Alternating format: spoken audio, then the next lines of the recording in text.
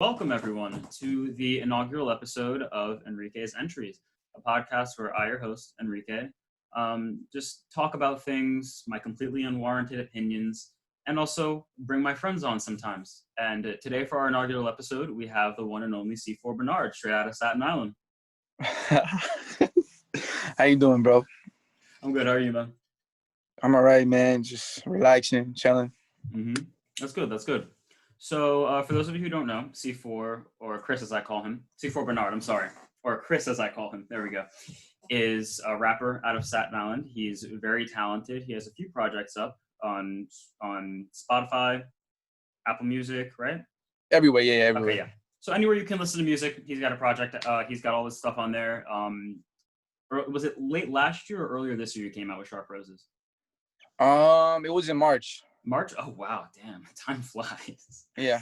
Yeah, it's been a crazy year. So back in March, he came out with a really good project called Sharp Roses, and now he's got something on the horizon called Birds of the Same Feather. And I've been lucky enough to have a sneak peek of it, and I've been bumping it all week. And I've told you this, but I'm gonna tell the audience, and I'll tell them again and again. I think that this is, not only do I think it's your best work that I've heard, but I think it's one of the best pieces of work from a rapper or any artist that I've heard in a really long time. Because, yeah, of course, I think it's really well deserved, because I think that this is a very sign of the times piece of work. Just go before we get into like the whole breakdown of it later on. Like, I think that you bring up a lot of very good points, thoughts that I had that I could never really formulate into words regarding police brutality, especially things like coronavirus, systemic issues when it comes to our interpersonal relationships, like on that track Lonely. I thought that was a really good track. I think that track Watching the News, that one I keep listening to on repeat, because it feels like you really just encapsulate a lot of the Black Lives Matter movement, and then also things like the election as well, and voting for having to pick between the lesser of two evils, which is something I don't think we should have to do at all. But because of our unfortunate system and how it's come to be, it's what we're left with. And I think that you do a really good job of voicing that and just putting that angst into some really powerful words. So bravo to you. And thank you. Yeah, of course. And I think that it's a really good piece, and I can't wait for everybody to hear it. But first, let's just talk about you. So for those of you who don't know, you grew up playing basketball, and I remember when we were younger, you loved 50 Cent. Yeah. Yep. Oh man. So what made you want to be a rapper? I think we'll start with that. It's probably the simplest question. All right. So I think my father actually probably introduced me to hip hop music. I mean, in Queens, because I moved to Staten Island when I was like 15, but like everybody, hip hop was everywhere. But like my first memory of hip hop was with my father, and 50 Cent, G Unit, huge, because that was around like 2004, 2005. Because I'm a kid. He was big on DMX as well. So wow. That was my first introduction to rap, like 50 Cent and DMX. And then since I'm little, like I heard that there's videos of me like just rapping in a corner, gibberish, and I would scream out, whatever. It has always been like kind of a part of my life. Like I just love hip hop. Like that, like, and then Good Kid, Mad City by Kendrick Lamar, when it came out when I was like 12. And this was like a person who like, so in the early 2000s, hip hop was mainly gangster rap, Yeah. I'm not a gangster, like it's not my life. Yeah. So, but when I heard people like Kendrick Lamar and J. Cole, Kanye to a certain degree, but he wasn't one of my, reasons for rapping. But I heard them too, and it's like, oh, you can rap about other things, especially with J. Cole, because like he went to college, he played ball for college, So I'm like, there's a lane for me. I've loved hip hop since I'm 4 maybe. I figured, Yeah, I think what's really important about the emergence of Kendrick Lamar and J. Cole is exactly what you're talking about. Not only just that hip hop can be so much more than gangster rap, but for so long, hip hop, it didn't necessarily start off as just like gangster shit, but it started off as telling a story, like over these these dope beats, and just being able to get your points out. And it was really like a tool of the oppressed, like especially back in the Bronx, where hip hop started. Like it was a really bad time and a really bad place for a lot of people. But what gave them a voice was hip hop. And then when you had people like Wu-Tang coming out, like with real like gangsta era rap and shit like that, talking about killing people and like all this vulgar shit, not to like diminish what it did for hip hop, because it really made hip hop go mainstream. Yep. And then you have dudes like you were saying, like DMX and 50, for example, who just took it to a whole nother level. And I think that in the natural evolution of things, Kendrick and J. Cole are so important to hip hop as a whole, because they're like, yeah, you can rap about things that don't have to do with killing people, you know? You can rap about societal issues, mental health issues, all these things that people in these communities also deal with that aren't necessarily brought to the main light, you know? So I think that yeah, they were really important and really instrumental. And I definitely see their influences in your music as well. Yeah, because like when you think about hip hop, right? Like in the Bronx, blacks and Puerto Ricans created hip hop, right? Yeah. Notice because the crime was way worse back then. Crack era, like nothing compared to now. And if you notice, it actually started off positive, like hip hop, hip, you know, like hip, all of that. Hop, you don't stop. Yeah.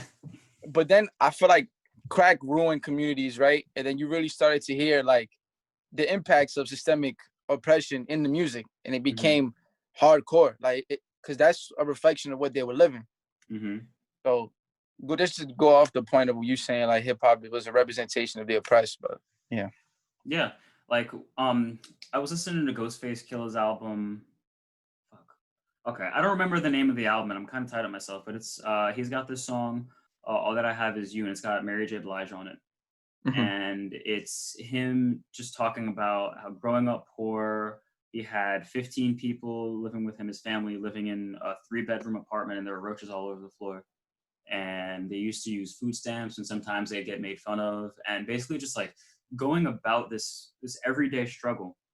And I think that in hip hop, being a tool for the oppressed is really important, because those aren't the kind of things you would hear in something like a rock song, you know? Like you wouldn't hear Led Zeppelin talking about a community disparaged by crack, for example, you know? Yeah. Like, they talk about things like fucking Lord of the Rings. And not to say Led Zeppelin isn't good music, it's just rock, I don't think, is the proper medium to talk about those kinds of things, because rock doesn't really come from the street, you know? Hip hop coming from the street and everything like that, I think amplifies it that much more and makes it that much more real and more accessible too. It's our music. It's like, I'm not like, you know, separating, you know, anyone, but it's just like our music. It's like, it was our voice. And by our, you know, black and brown kids, you know? Yeah. So I guess we already spoke about your influences, and we spoke about we spoke about what attracted you to rapping and such. So on the topic of your projects and your music, before we get into talking about Birds of the Same Feather, what do you think makes this project so different from any music you've put out before, if at all? There hasn't been any more substance. Like, there's no more. None of my projects have as much substance as this one. Like, I felt like it was the perfect time. Like, a lot of my, because at first I was very braggadocious. I used to just rap about being better than people. Like that was subject matter. This one is pretty heavy. It's a heavy listen. Because this time for me really like, all right, so 2020 was like an eye-opening year, right? Not eye-opening for us, eye-opening for like the masses, I guess, because now everybody's seeing what's really going on. My experience is a little different. So I moved to the suburbs. Like, I'm not in, you know, the inner cities, or you know, I moved to the suburb when I'm 15, 16. So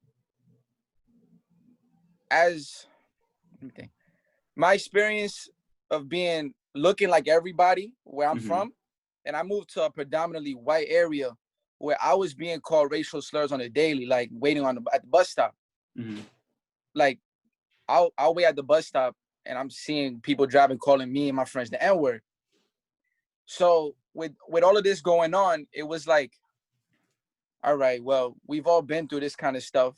So I might as well put it on wax and speak about it. Maybe people could relate, because I kind of come from both. I know both sides, because it's like, all right, I've lived inner city, I've lived suburbs. I see the difference. It's systemically, it's a real thing. It's like, even the public schools out here are way different than the public schools in New York City. Like, I mean, Staten Island is New York City, but you know what, like. Yeah, no, I feel you. Like, if you're from New York City, like, typically you don't count Staten Island as part of New York City, Yeah. even though it is. Yeah, and it's like, there's a big difference, and it's systemically, like, you can see it.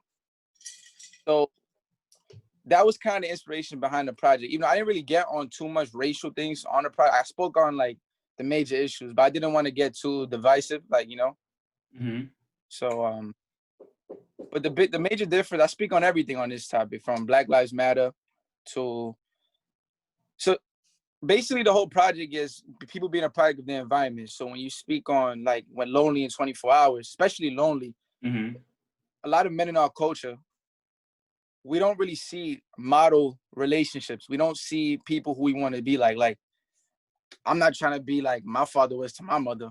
And I'm sure, you've seen men not treat women the best. I haven't. Yeah. So that's going to trickle down to us, because we're either going to be the complete opposite because we don't want to be the same, or we might fall into those cycles, not even realizing, oh crap, I'm acting like that. Like, a lot of outside influences affect what we're going to be, which is with everything, with relationship, with race. Because if you're surrounded by racist people, I don't even blame the one person, or should I blame the environment, because that's all they grew up around. Yeah. If you're only watching one news outlet, you're gonna adapt their not adapt. You're gonna take that point of view, because it's like, exactly, it's what you're consuming so often. Yeah, like, it really ties into the theme of birds of the same feather, like with that monologue you have towards the end too, about how your mom always used to tell you birds of the same feather fly together, when she saw you were hanging around with people you really shouldn't have been. Yeah. And I think that plays into all aspects of life.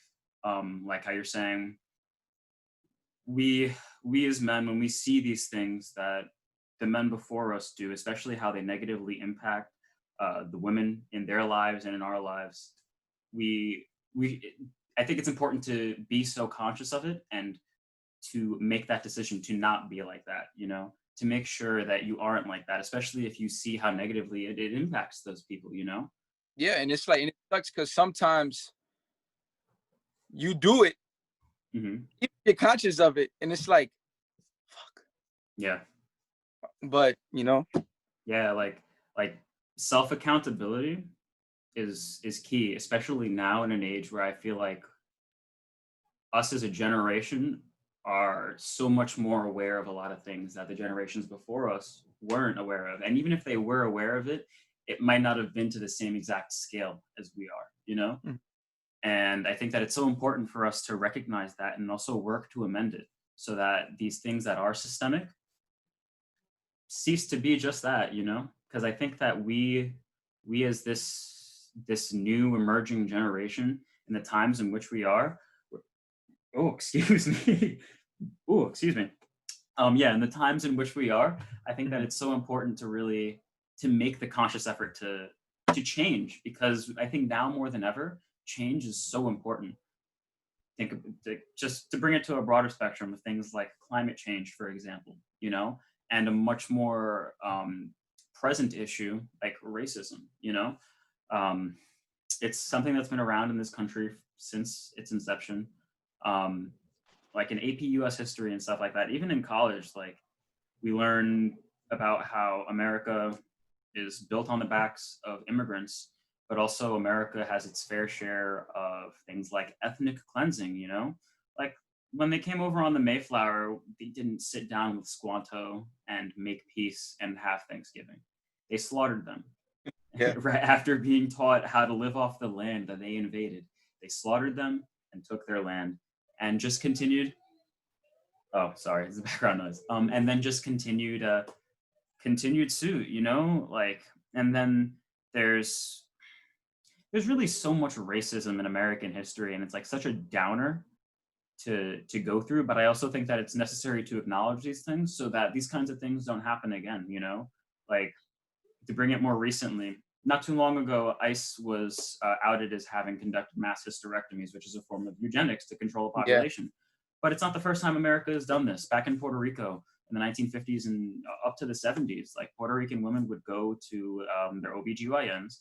They would ask about contraceptive measures and then told that it was often the only way to control birth by conducting hysterectomies, you know, and this was often happening without their knowledge too. So a lot of the times these women would leave sterile and not even know it. And because of that, a third of Puerto Rican women were sterilized. And that is insane, but that was also under the direction of the United States government. And think of it, the origins of Planned Parenthood. Like, I'm not against Planned Parenthood, but I'm saying the origins of it. Mm-hmm. It was actually to limit population growth for Black and brown people. When you look at the first Planned Parenthood was in Brownsville, Brooklyn. Yeah. And if you look, that's insane. There's more abortions in New York City a day than people being born. Wow. And actually the Black population plateaued. So the Puerto Rican population really, because most of us were getting abortions, you know? Mm-hmm.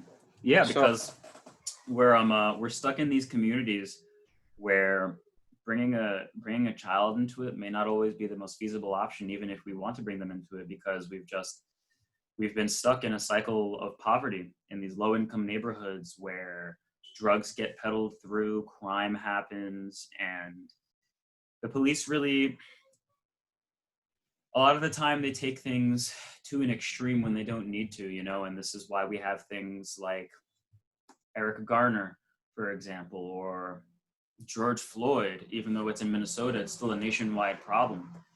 And yeah, no, it's a super heavy thing to talk about, but I think that it's so necessary to our national conversation and also our local conversation because of how intimately we're all affected by this, be it like on a one-to-one scale directly, or even just like on a greater environmental scale. You know, like we see the pushes for social change that have come about because of this. Like we've seen what happened in Minneapolis, you know, after the George Floyd killing, where people were protesting, rioting, and looting. I mean, the rioting and looting was definitely, we already know that was caused more so by people who were coming out of state to just really sow violence, and that is almost never acceptable because, like you said, it often makes us look bad. It makes us look like... Because if you look, even in the presidential debate, right, when the issue of, you know, the protests were brought up, the first thing Pence, I noticed Mike Pence, the first thing he said was, well, what about the looting? And it's like, it kind of just messed up our whole fight. When in reality, I think it was either 93% or 97%. I forget the number, but it was 93 or 97. 93% of all the protests were peaceful. Yeah, for real. But that small percentage watered down the whole movement. Mm-hmm. And it's because the media, on one, like, for example, if you go from CNN, right? CNN will only show cop kills person of color. Yeah. Right? But Fox News will only show the looters.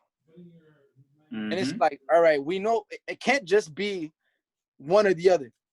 Yeah. So it's rough. Yeah. Like, I feel like political parties really influence everything. Like, I think that's the real issue in America. Like, I feel like political parties have caused more division and racism. Like, because in reality, especially right now, political parties is like, pick a side. It's like, are you this or are you this? The people in the middle, some person might just support Trump because they're anti-abortion. Yeah. If you're anti-abortion, it doesn't make you a bad person. You just feel very strongly on that one thing. But now you have to vote for or support someone who has not even condemned white supremacy. You know, all of these, you know, somebody liberal just because they like abortion, but they don't agree with everything else. And it's just like, it's just a two-party system. Our founding fathers didn't want a two-party system, you know, because yeah, like I'm sorry, go ahead.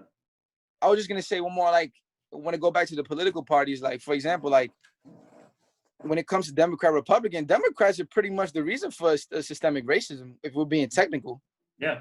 When you talk about mass incarceration, when you talk about even the origins of Planned Parenthood, because right now we know the good Planned Parenthood does for the community, but it wasn't made for that. Yeah. You know, I think, no, I'm sorry, go ahead. And then Republicans, on the other hand, they'll tell you the Democrats did this, Democrats did this. But it feels like they're not even trying to get our vote anymore because they know they're not going to get it because we've given our loyalty to Democrats. So who would you rather? And now the Democrats are just like, we're going to fix what we did, but little by little. So we still have something for the next election year. Yeah. And it's like, rather vote for the people who don't acknowledge issues or the people who created them in a way, if that makes sense. Yeah, no, I get what you mean. I think that there's, to go back to start off with your point of talking about the media, and the media, and then also how political parties sow such division.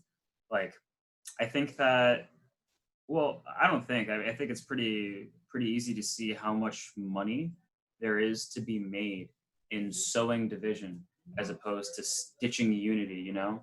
Like, Fox News especially, the people that they give voices to, and I say this because, like, I don't want it to sound like I hate all Republicans, because I don't hate all Republicans. I think that there's a lot of people in both parties, because we're, you know, victim to a two-party system. I think that there are people in both parties who agree with each other more than they disagree with each other.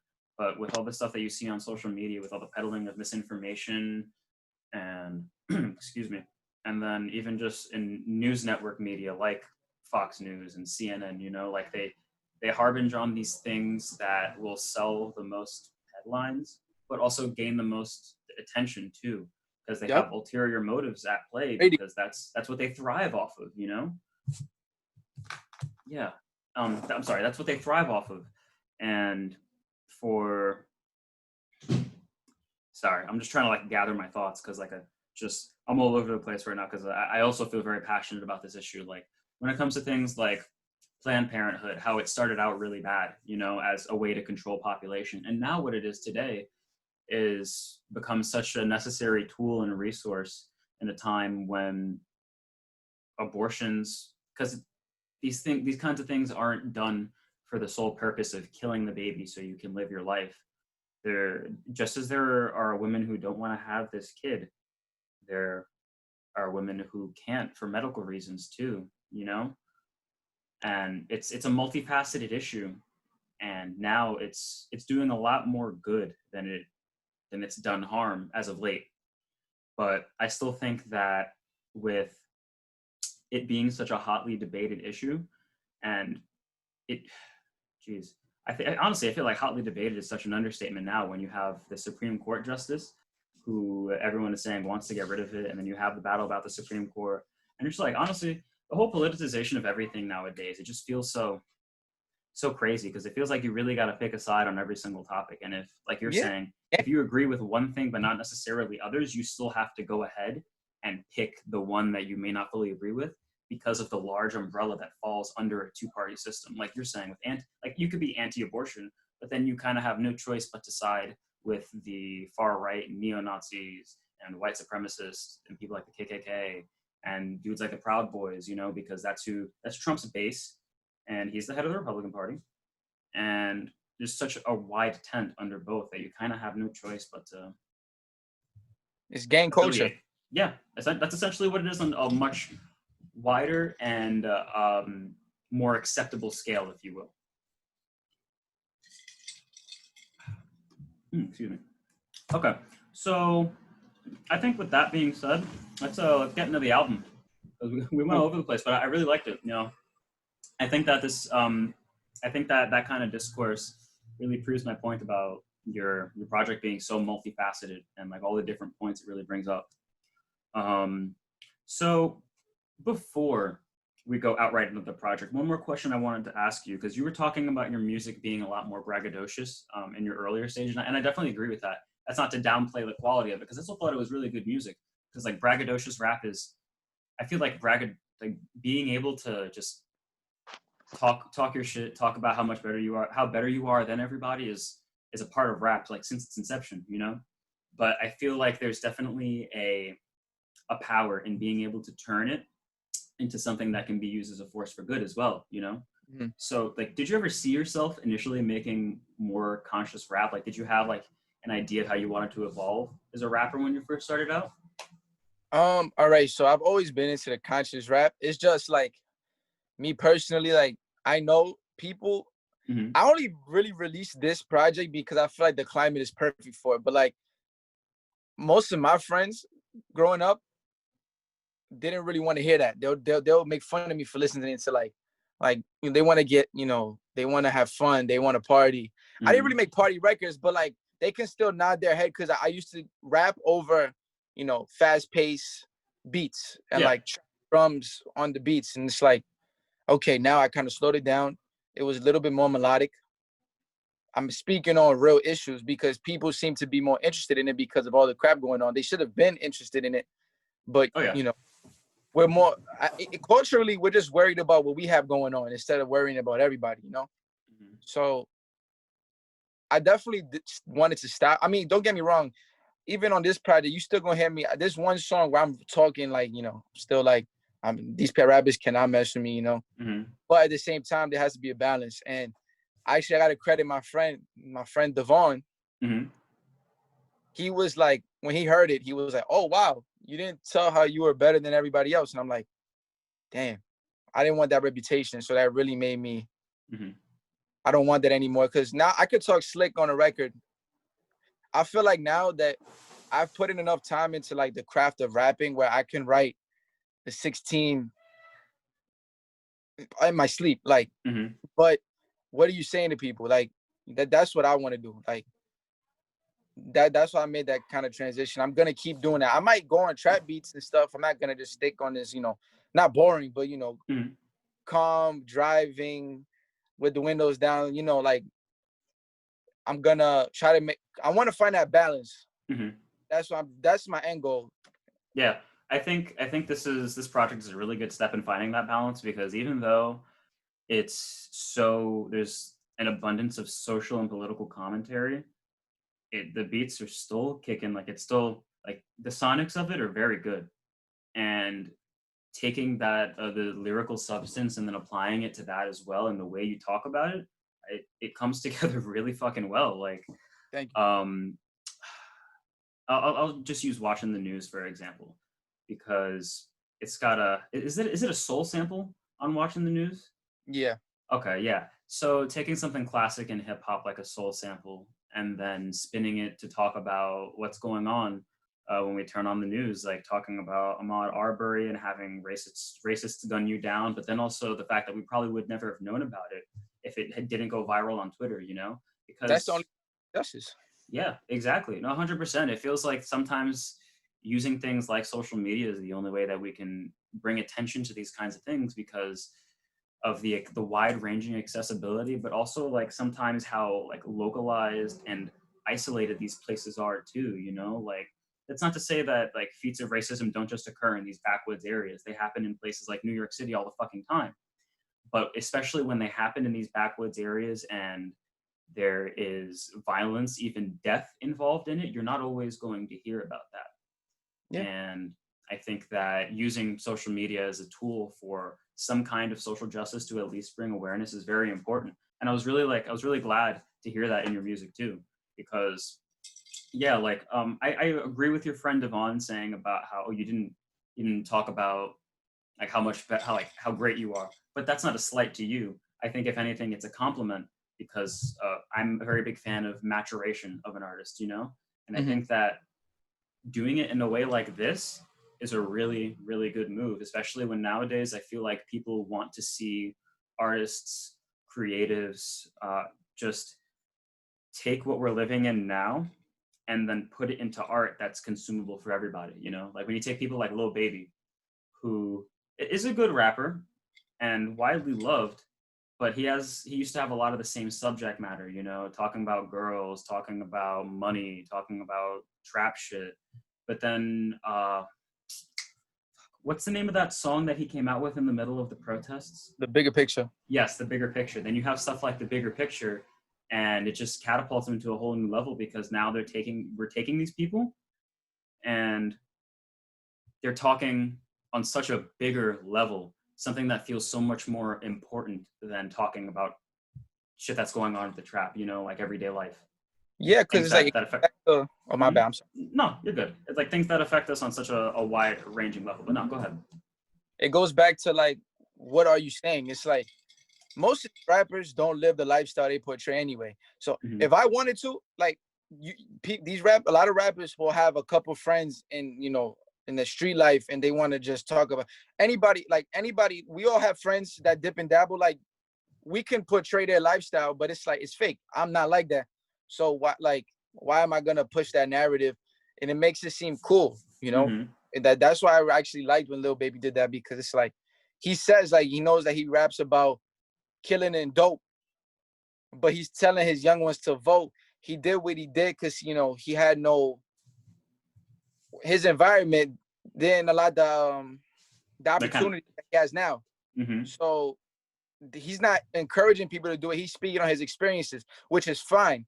So that it goes back to that. It's just like, what are you really saying to people? Yeah, for real. Because I think, especially as a multi-millionaire, or just like an artist of that magnitude with that much reach, I think at a certain point it really becomes, like you're saying, important what you're saying, because I think audiences of all kinds are very impressionable, but especially nowadays when we have like a lot more kids listening to music, like, yeah, we were young listening to DMX and 50 Cent and all that, but we only had that kind of access because of our parents. It's not like we had a phone that has access to literally everything in existence, any kind of music you could think of, and then just like listen to it of our own accord. I think chances are we probably wouldn't have found it as easily as it's consumable today, especially with rap being the #1 genre of music and being like predominantly what's on the charts. It makes it that much more important what is being said, because of how impressionable a lot of the younger kids are that are listening to it.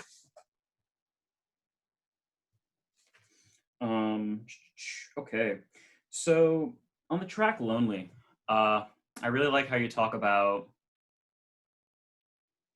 relationships, I guess is the best way to put it. Like, even if it's not 100% set in stone, like label on it relationship, you still tackle that topic of talking to somebody who has somebody on the side, and even then that somebody on the side has somebody on the side. Like, it's a very relevant to today commentary on what it's like, just like living in just like trying to find love, I guess, in today's age, especially as young people. Because not to say that this kind of stuff wasn't happening back then. I think now that we're at that age where we have experienced a good amount of things and still continue to see this kind of thing, it's something to talk about, Yeah, I think I really like that you did that. Do you want to speak more to that about I don't know, maybe I don't know, what made you want to write that kind of track, I guess? So Lonely was basically, there's a guy, he's talking to a girl that has a boyfriend, and he sees the boyfriend treating her bad, so he's just waiting. He's a side piece, basically. He's just waiting for that, all right? All along, he has a girlfriend. Does that make so? Basically, like, let's say if I had a girlfriend, but I'm over here being some other girl, side piece or whatever, right? So I'm over here thinking about, all right, well, your boyfriend is cheating on you. You deserve better. But meanwhile, I'm doing the same to a good girl that I have at home. And then come to find out, while I was with the girl who I'm cheating, with, the girl that I'm thinking is at home, being lonely on, on TikTok or something. She's doing the same thing with a dude who's asking her the same questions that I'm asking this girl about her. If that makes, it's kind of like it's a weird thing. And that second verse is my favorite because, like I said, it's all like being a product of your environment. It's a cycle, right? I said, I kind of feel bad for the girl's boyfriend because, in a sense, I could relate because nobody taught us how to treat a woman when we were growing up. It's like, maybe on TV shows, but like part of the reason a lot of people in our culture, and when I say Mhm. ours, black and brown, you know what I'm saying? Because to me, we're from New York, we're all the same thing. Yeah. In our culture, being a player, it might not be the full reason your parents are not together, but it's probably one of the main reasons why your pops was probably cheating on his wife, or something with a woman happened.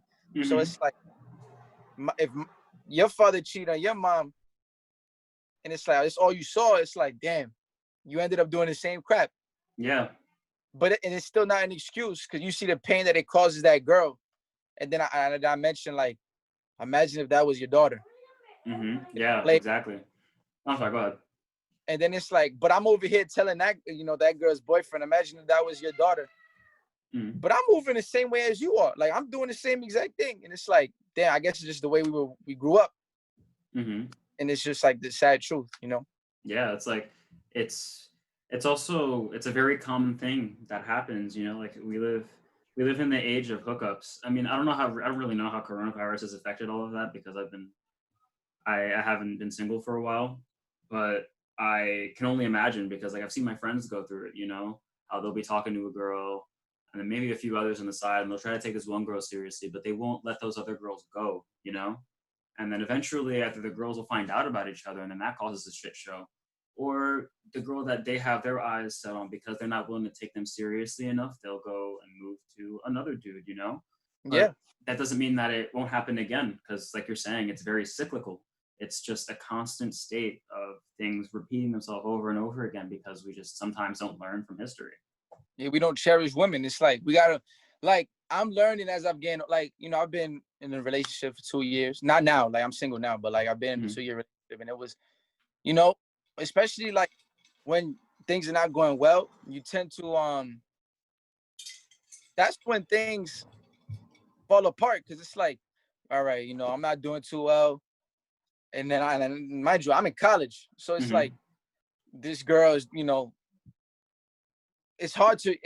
It's just very hard. Like, I'm Yeah. not gonna, but Mm-hmm. it's just very hard. Like, we just gotta learn. Like, I'm learning now that it's like there's a way to be like that quote unquote player or womanizer Mm-hmm. without hurting girls' feelings. Like, you don't gotta tell a woman you love her if you don't.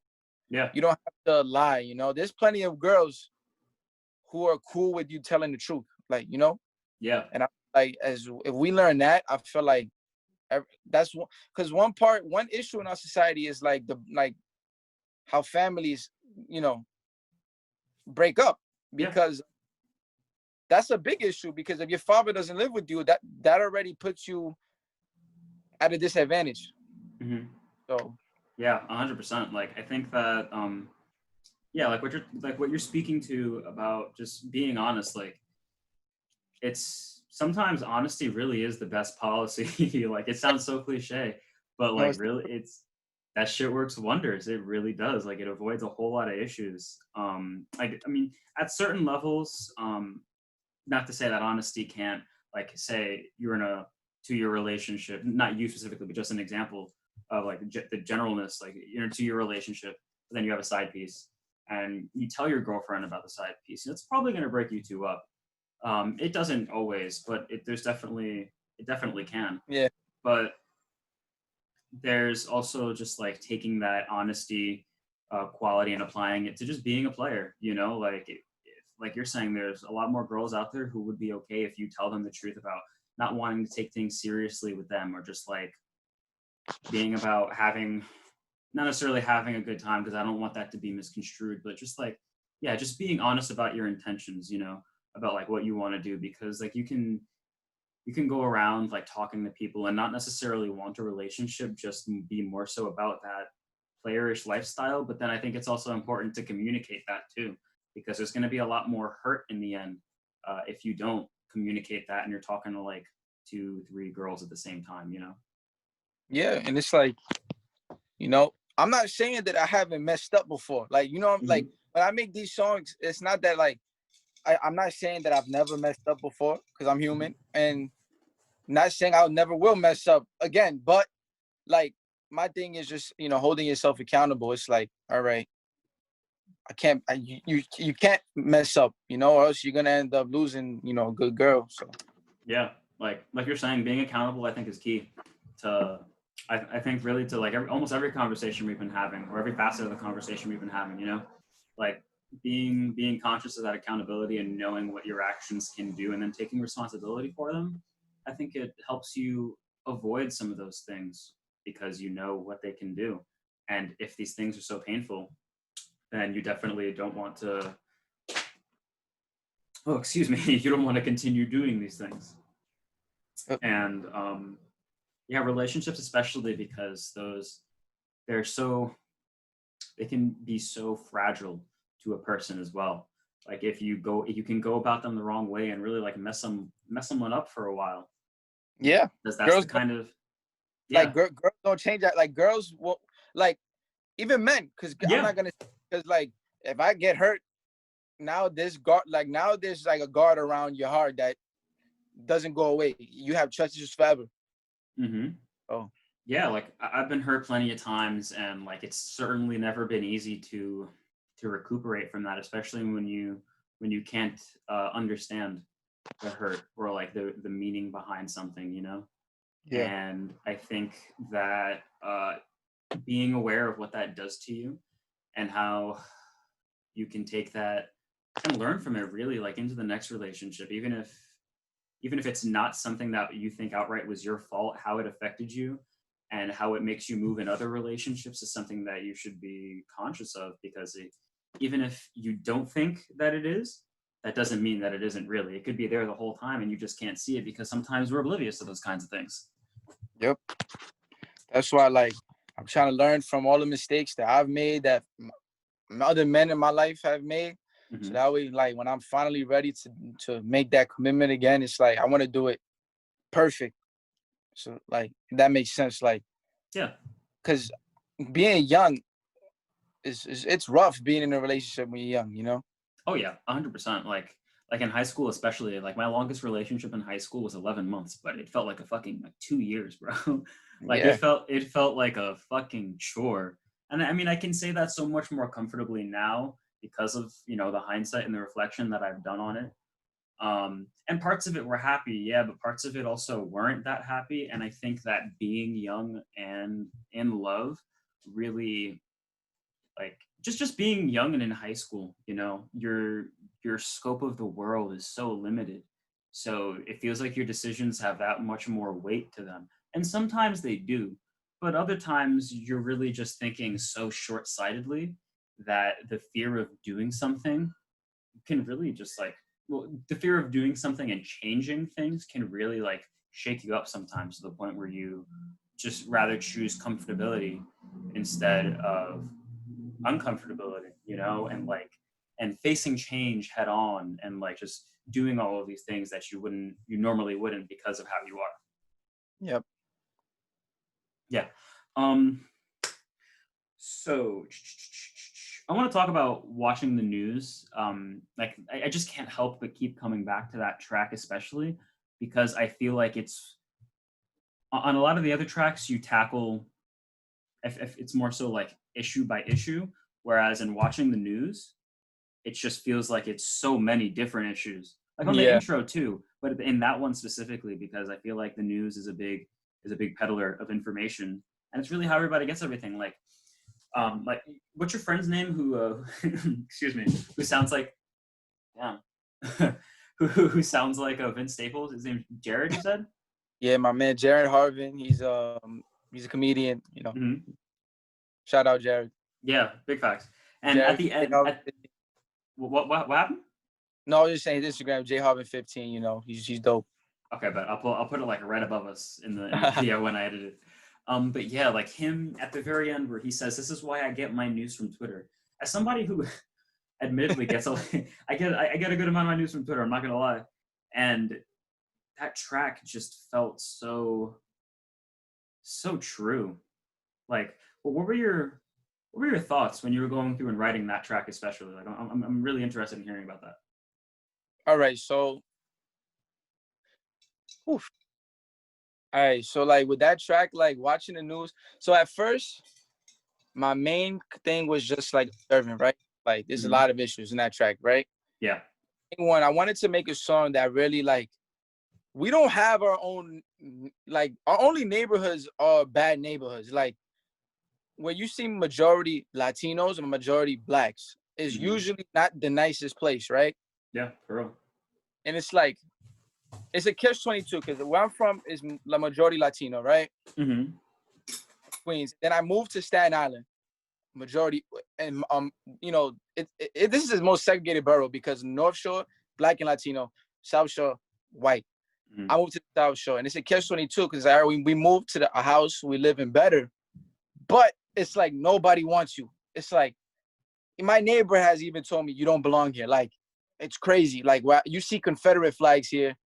I hate, like, this made me hate Staten Island. I don't, if you notice in music, I don't mention Staten Island. Like,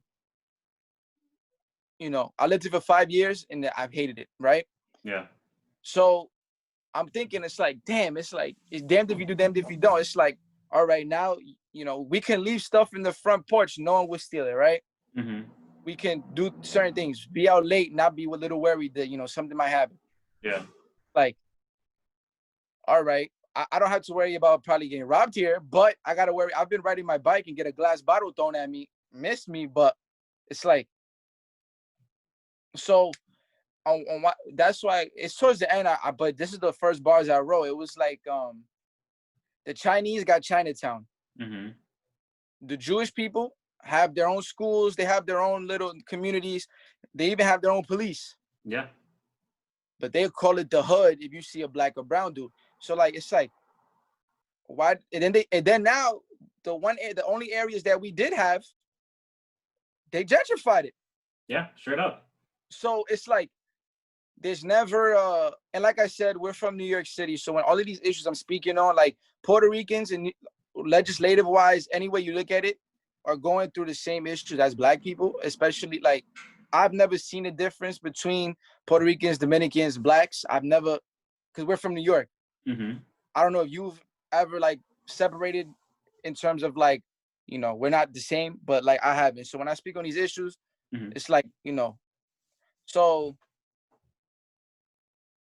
gentrification is part of the reason why I live in Staten Island, because it's like they offer you a certain amount, you know, we get out and you move. Yeah. So I wanted to speak on gentrification. That was one of the main things for that song. And then I was like, well, what else is there, right?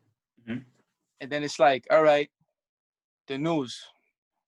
Because it's like, the news really, and the news controlled by political parties. It really did not help this whole like era with the protesting, George Floyd riots. I mean, protest, all that good stuff. Yeah. It didn't help because all it showed were the riots.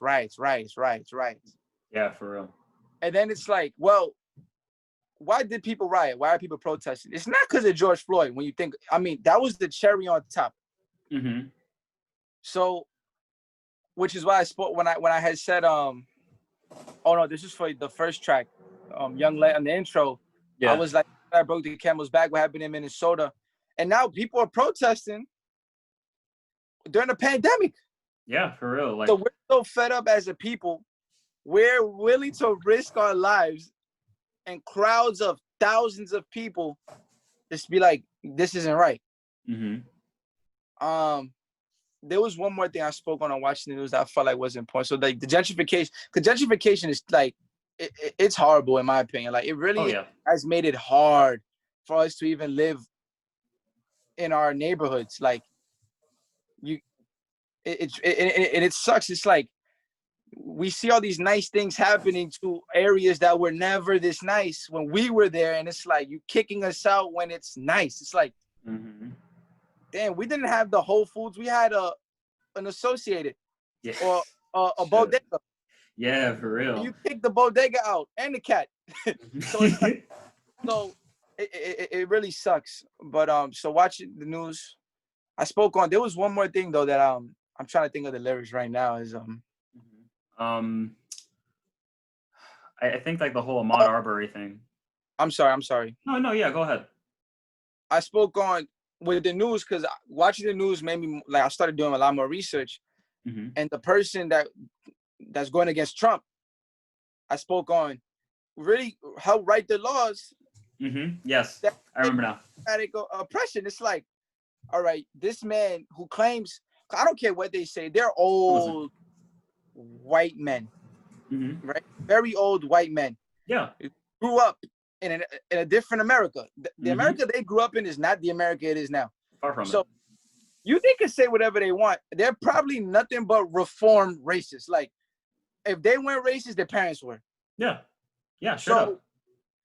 You're telling me, right? I got Donald Trump and I got Biden. And it's like, all right, we know we don't like about Trump. He's done good. He's done some good for the communities of color. Like, you know, in terms of the First Step Act, even though opportunity zones just cause gentrification and it's trash. But I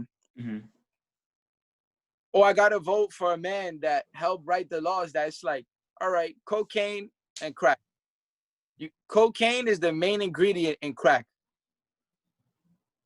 But a man that gets caught with crack is gonna get 3 times more prison time than a person who's caught with coke. But who's using crack? Who's using coke? Blacks and Latinos was using crack. Whites were using cocaine. And it's little stuff like that. Mandatory minimums. The 3-strike rule. Yeah. There's so black and brown people in prison. I'm not saying people who are on drugs and not on drugs. People who did drug deals, right? Yes. Drug dealers should go to prison, right? Yeah. My issue is, you're gonna put that guy in jail, put him in the same time as a white person who's doing the same thing. Yeah. I just want fair. You want to give harsh sentencing? Cool, you know. You want to put people in jail for marijuana? Okay, if it's a law, we're breaking a law, hypothetically, all right, you know, like, I guess we gotta. But if I'm going to jail for 10 years, Billy, who has 2 rich parents that are lawyers, he should be going to jail for 10 years too. Yeah, 100%. These laws, you know. Yeah. So it's like, you know, the best devil. It's just like, which of the 2 devils is worse? And it's like, I think this is the worst. These are the worst choices that we've ever had. Yeah, 100%. Like, yeah, I think this is exactly why watching the news is my favorite track, because of like these 3 different topics, like, just to name, like, to pinpoint them, these 3 different topics I should talk about: racism, our election, and then the media. So I think we'll just talk about the election first, because that's the most recent one that we touched upon. But yeah, like, I don't remember if we were recording when I said this to you, but yeah, I also am tired of having to vote for old white men who don't represent me.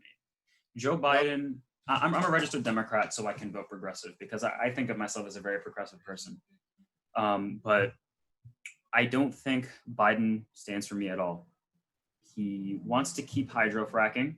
And I get why he's saying that, because of the hydrofracking unions and all those workers who are scared they're going to lose their jobs. But to go ahead and still say that on a national platform because you're scared of alienation, I think there's already an issue with that, and shows like that. I'm sorry?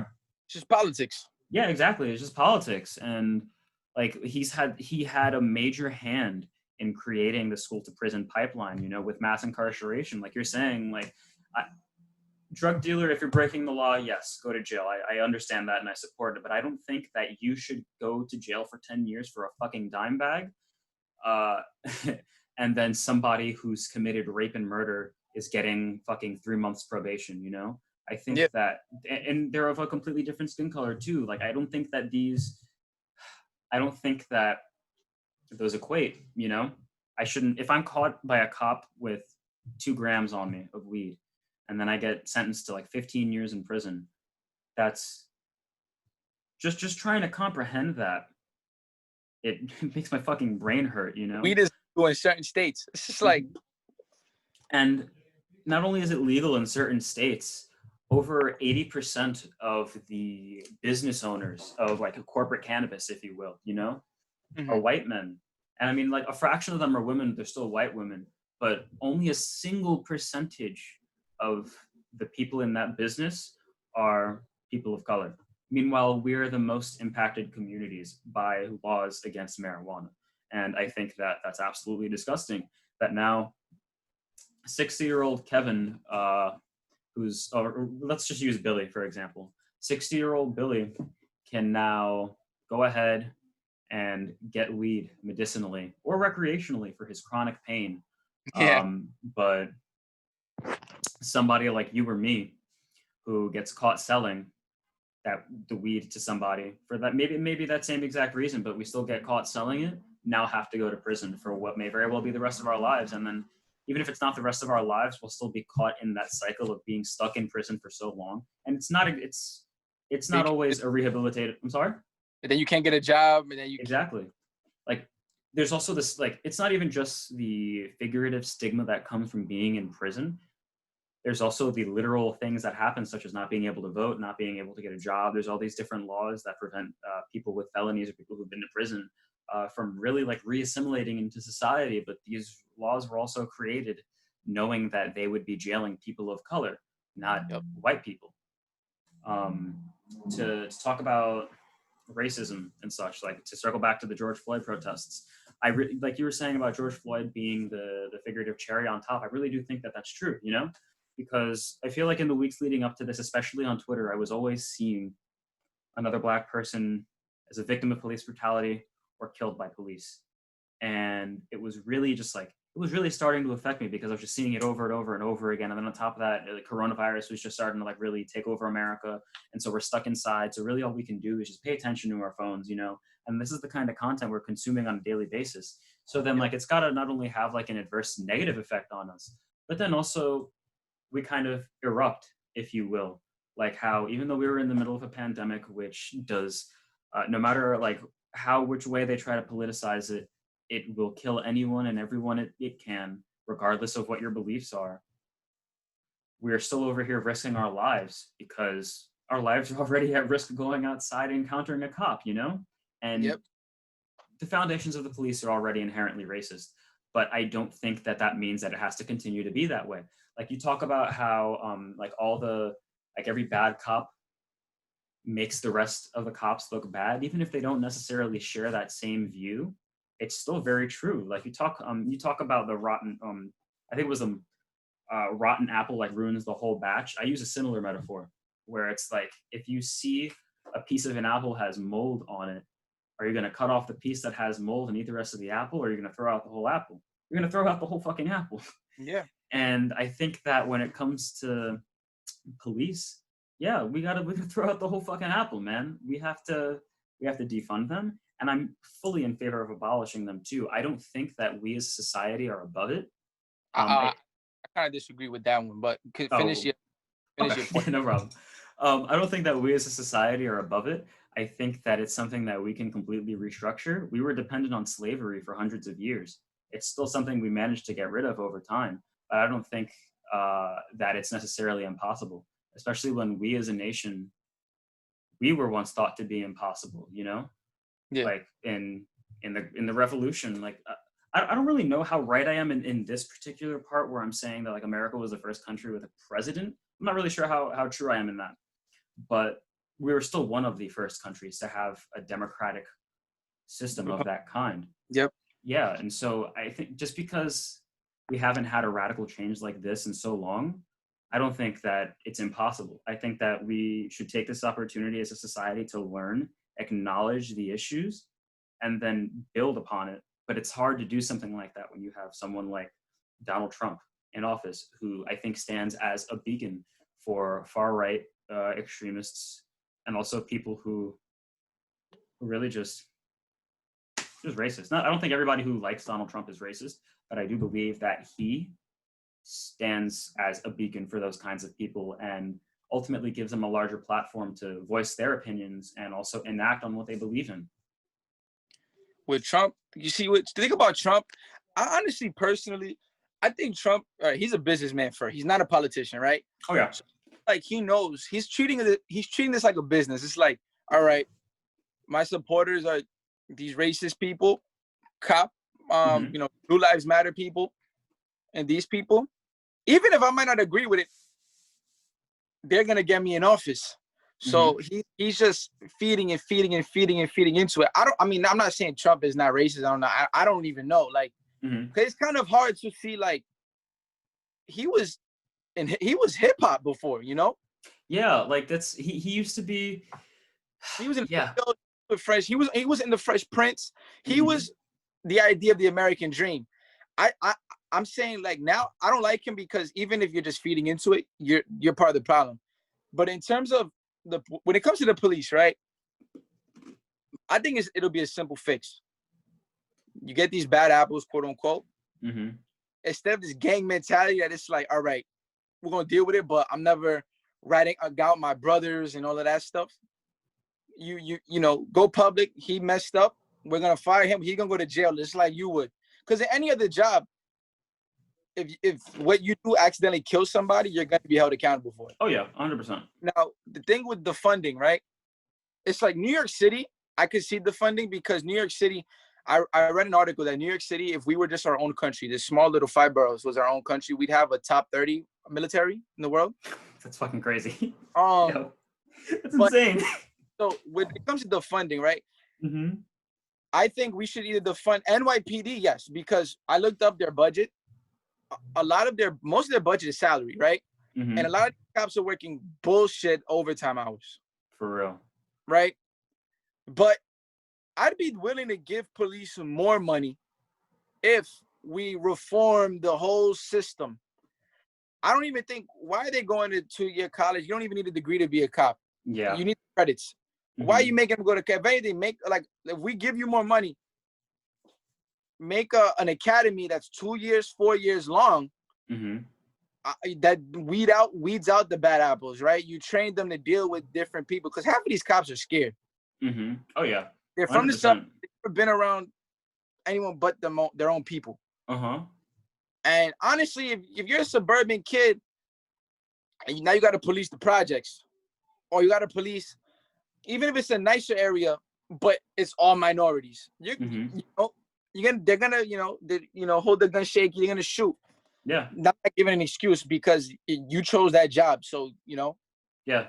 With the cops is we need cops. We do, in my opinion. Oh, sorry. Mm-hmm. Nah, no doubt. My opinion, we do need police. It's just this system of like, I think we need to change the system of policing. Because there are police that help. Like if you get your house broken into, you're gonna call 911 unless you're some gangster. Yeah. Which most people are not. So there just needs to be a happy medium. There needs to be, the police need to hold other police officers accountable. There's no reason why Breonna Taylor should not, there should not be any justice for that situation. There's no reason why the guy who what was his name? The one that killed George Floyd. Derek Chauvin. There's no reason why he shouldn't even be able to get a bail when there's people in jail right now for $200. Mm-hmm. Yeah, for real. Like, yeah. I think to clarify my comments on abolishing the police, like, I don't think that we should just get rid of the police and then that's it. That's the end all be all. I think that we should get rid of the police as is and then reform them into the police as they should be. Hell yeah.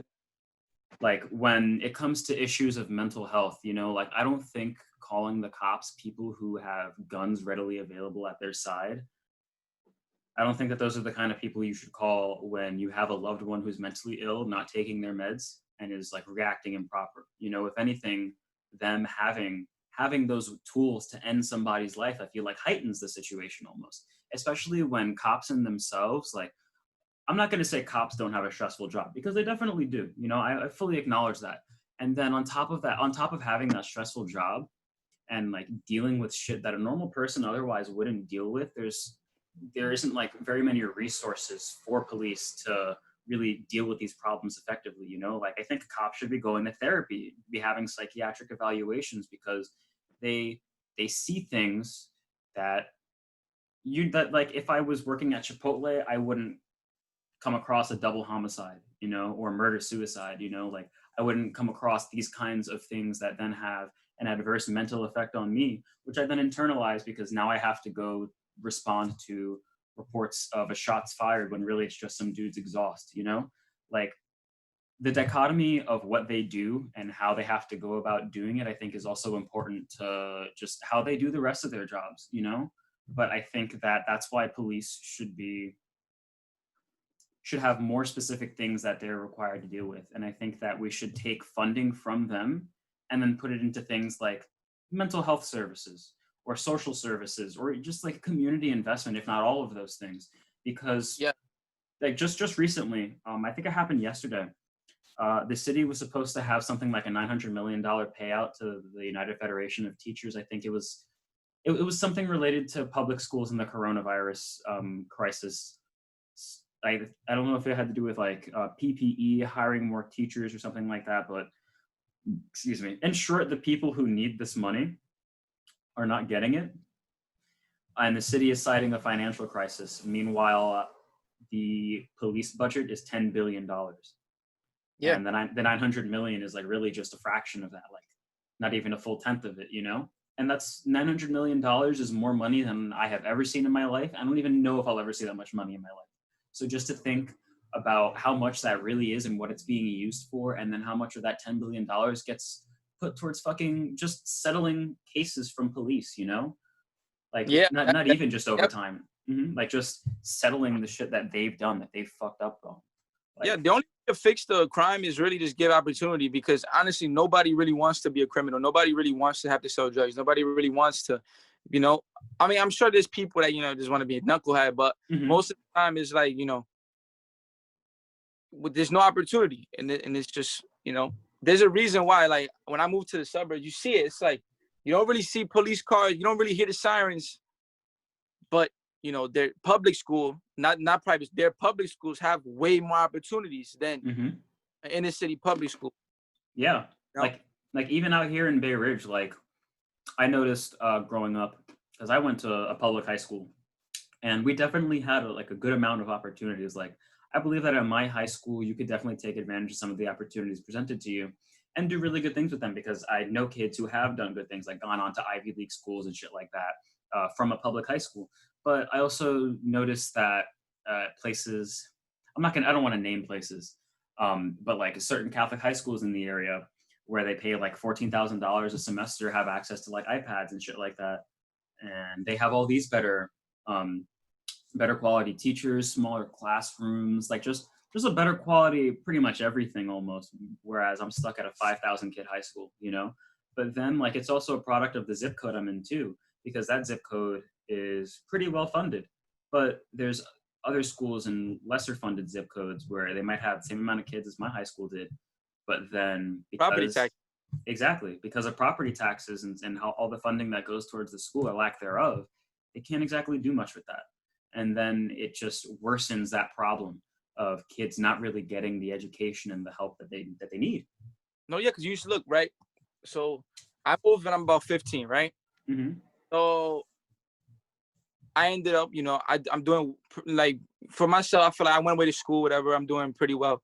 Most of my friends from back home are not where I am. Only one other one is doing good things. And it's like,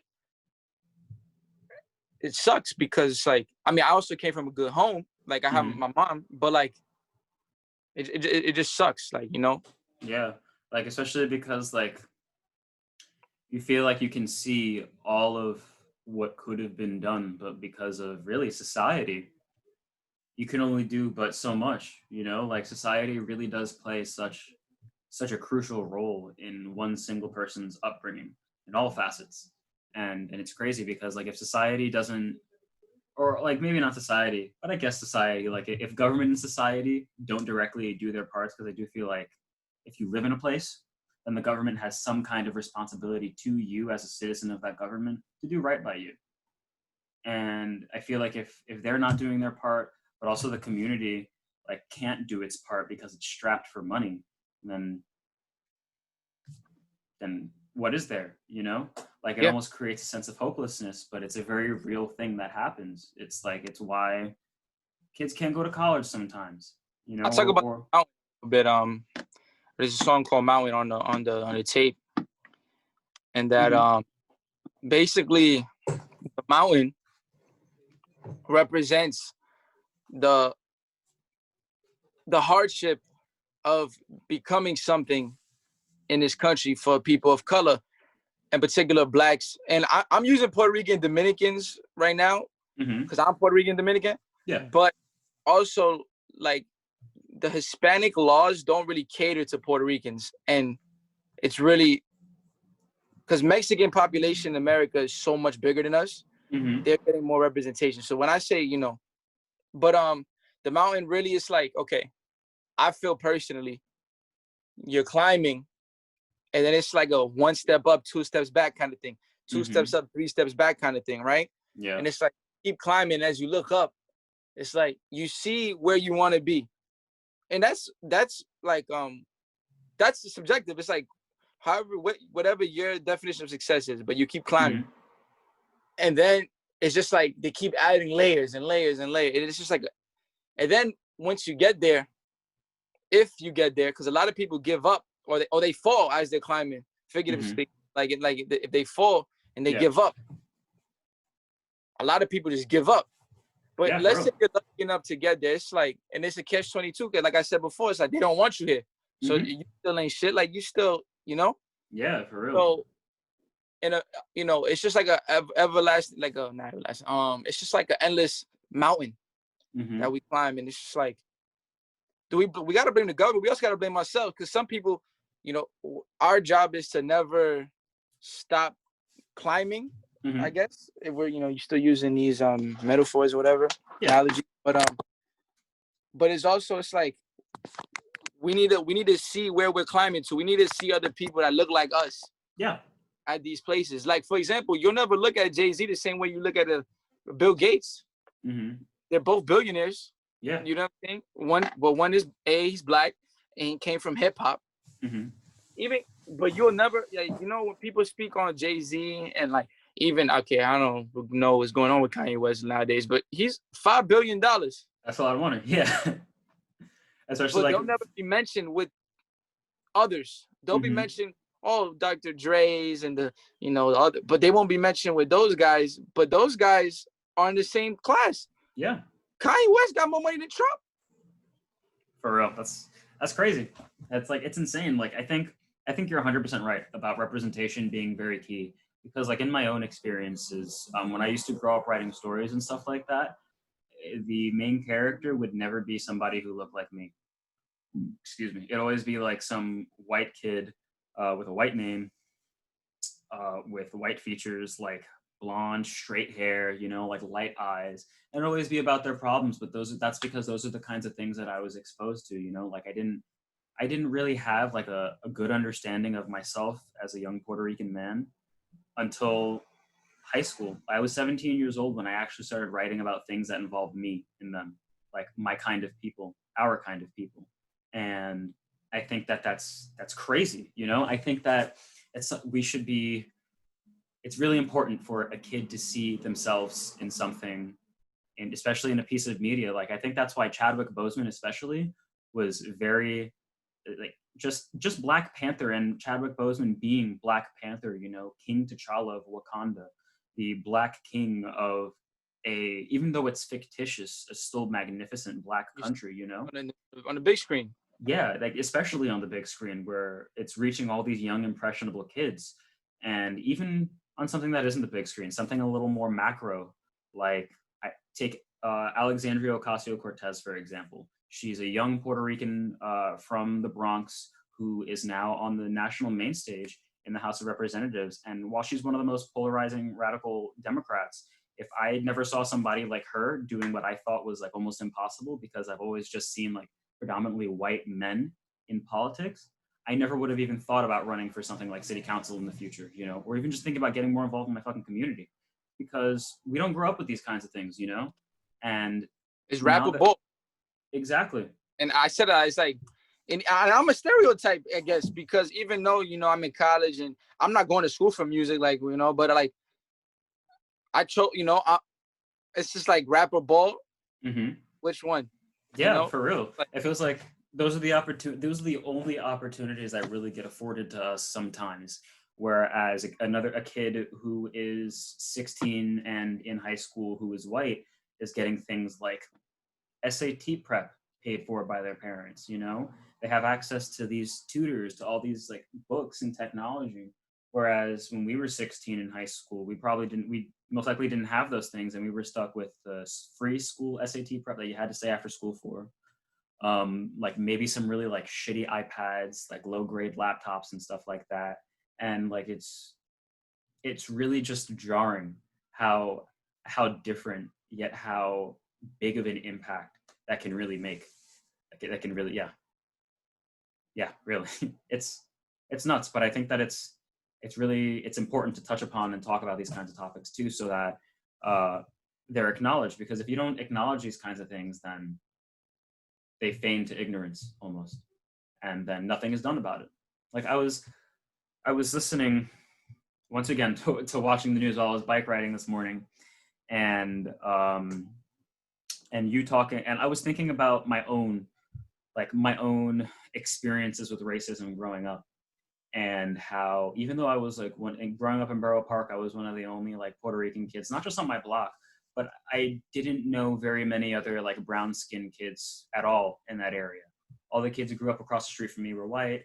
If I walked up a few blocks, it would be like pretty much Chinatown. And there were some white people. But then if I went down the block, it would be Orthodox Jewish Borough Park. And then next to us was a Buddhist temple. But I still didn't see very many kids of color. And I think that it impacted me in, I wouldn't say the most negative way, because I'd say it turned out pretty fine, but not having that consciousness of what racism was, and then like having a cop call me a spick when I was 11, not knowing what that word really meant, even though I could tell the way he said it, there was something wrong about that.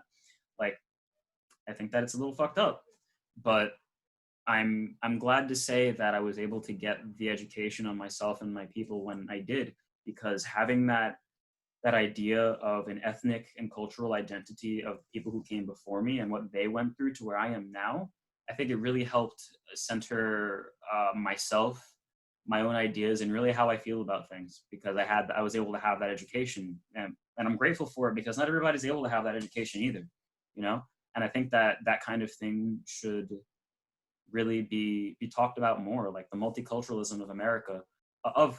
And I think that's really what makes us a great country, the fact that we have so many different cultures and people from different nations here trying to make it all work together. Even our people, we're a culmination of different. Like, I did my ancestry test, right? Mm-hmm. Yeah, I saw that shit. Yeah. Bro, go ahead, speak to it. African, 50% European, and like 9% indigenous. It's like, mm-hmm. All right, this is where the Caribbean comes from. So like, it's just, I don't understand, like, when other, the Dominicans, Puerto Ricans would be like, oh, like, we are the same crap. Like, yeah, 100%. Like in the Caribbean, especially, like I've always seen this thing on Instagram go around, and I think there's a lot of truth to it, because a lot of people don't realize like just how closely related Puerto Rico, Dominican Republic, honestly the whole fucking Caribbean, like Cuba. how Cuba, Haiti, Jamaica, how closely related everyone in that and the Greater Antilles Islands are, and like the whole Caribbean, honestly, because the only thing that separated those islands was a fucking boat ride. Yeah, it was just slave to master ratio. So like, that's why like for example, like there's the normal like Hispanic in the Caribbean range is from like me to like a little dark, like a little darker than you, right? But then there's the outliers that are like really white, and there's the outliers that are dark. Yeah, and it's just like, and that's only because they were more slave masters in Puerto Rico and DR. When you look at Jamaica, for example, right? There's white Jamaicans. It's just there's not too many because they had more slaves, and it's just really just the boat ride and the ratio. That's why Haiti was able to fight, because in Haiti they didn't have as many masters as there were slaves. So yeah, Haiti is like, the history of Haiti, I think, is something that it doesn't really get talked about a lot in America, especially because of America's background with slavery, but also like how important the Haitian Revolution really was as the first liberated Black nation in the Americas. Like it's such a powerful story, and I think considering like the state of Haiti now, or let me not say that, not the state of Haiti now, but like what has happened to Haiti is a direct product of colonialism and how. Yeah, they're still paying. They're still like they're poor now because of what happened before. Because after the revolution, I think France came back. Mm-hmm. They Yeah, were like, oh, "You want to keep your freedom? You got to pay us this amount," which was the equivalent of like a shit ton of money in today's money. So it's like they're still paying. Yeah, man. Which right, it's even more impoverished than most of the Caribbean. Mm-hmm. And then like I think that in the now let me make a different point. I think that especially like here in New York City, where there is like a unique juxtaposition of Puerto Ricans, Dominicans, Black people, even white people, so many different cultures. We're really like just a giant melting pot because of how many people made their first steps here in New York City. But I think that we're also unlike almost any other place in the world because of how many different races we have, and then how many, like, all the different ways that those races were subjugated to these terrible conditions, and also like had to live alongside each other in these terrible conditions too, and like became a product of that. I think that it's important to New York City's history, but also our history as a people too. Yeah. Mm-hmm. Okay, so I honestly like I feel like I asked all my questions, we really spoke about a lot, and yeah, no, I'm really happy with what this has come out to. Is there like, are there any final points that you want to make? Because I think I could probably ask one more question, more so about like how do you want, like, with Birds of the Same Feather being such, to me, was such a really good album, but also something so political. Like, what's the takeaway you want from this? You know, like, what do you want people to take away from this album after they're done listening to it? Or, and let me, like, do you want me to call it an album or a mixtape or like a project? Like, what's preferential for you? I haven't been calling it an album because it is like a cohesive like project. Mm-hmm. But it's just like when I say it's my first album, I want it to be amazing, you know. Okay, I feel. But everybody calls it album anyway, so it's fine. Okay, I'll call it tape and project to respect how you feel about it, because I think that's important too. Cool. Thank you. The biggest takeaway I want people to get is just like understand the issues that's going on in society, and it's not even just about race and politics. Any issue, right? Mm-hmm. Do some research, understand it. Try to be empathetic towards it, and also like just because you disagree with somebody, doesn't have to be, the end of the world. It's just like you can agree to disagree on things. I want people to see my growth as an artist. Mm-hmm. I put in, me and my team. Shout out Zenaida, Dion, Jeff, Zai, Jordan, Devon, T. Everybody who helped me. My cousin Brian, and everybody who helped me. Even just give me advice on it. But we put in a lot of time into it. I just want people to know that I'm like, I'm taking this thing serious. My next project is where I'm really gonna try to push the button and make things that may sound more appealing to others. This was very, conscious, and I want it to be like a story, kind of, not a story, but you know what I'm saying. It's telling a story. Conceptual. I also want people, I want more unity between the Black and brown communities, because like I feel personally, Puerto Ricans, Dominicans, Blacks, Cubans, anybody in the crib, we're all the same. We come from the same people. We live together. Your next door neighbor is, probably one or the other. Yeah. And we were like that in the whole country, because I know it's really just like that in the East Coast. Like, because I know 70% of Puerto Ricans in general are New York and New Jersey. Yeah, that's right. So if we were like that, because, the West Coast, I know, is predominantly Mexican and Blacks. And I know they're separate. Like, there's no, if we all just came together. So if we all just came together, all the Black and brown people in America, we'd represent something so much bigger, legislative-wise, because 17% is Hispanic, which is mostly Mexican. I think like 14% that 17 is Mexican. 13 is Black. If we just combined, that's 30% of the population. They'd have to cater to us more because they need to fight for our votes. Yeah. We just need to, one thing I also want to, we need to stop with that right versus left shit. Mm-hmm. and more of like I feel like we need to try to find a new way, you know, because I feel like most of us are moderates anyway. I feel Mm-hmm. like most people our age, which is the future of America, Yeah. are moderates. You know, most Mm-hmm. logical people are moderates because neither side is perfect at all. Yeah. Um, but yeah, man, you know, just just working. All right. Yeah. I firstly I wanna thank you for allowing me to use my platform to have a conversation with you regarding your piece of work. I think that I've said it again, I've said it before and I'll say it again. I think this is a really good project. I think that a lot of people should check this out once it drops, it's gonna drop on Monday, right? Sunday night, Sunday at midnight, so Monday morning All right, yeah. So when this is on out, Columbus Day. yeah, fuck that guy. So when the Birds of the Same Feather is out, this will also be out. So you can find it anywhere. Spotify, Apple Music, Amazon Music, just anywhere you listen to music, you will be able to find this tape. Yes, And what happened? I know. I would disagree. I guess, sir. Oh, yeah. And yes, thank you so much for letting me have this conversation with you on this platform. Being able to have such a wide and varying conversation too, where we covered so many different topics. Being able No, to what happened? no, just thank you for having me.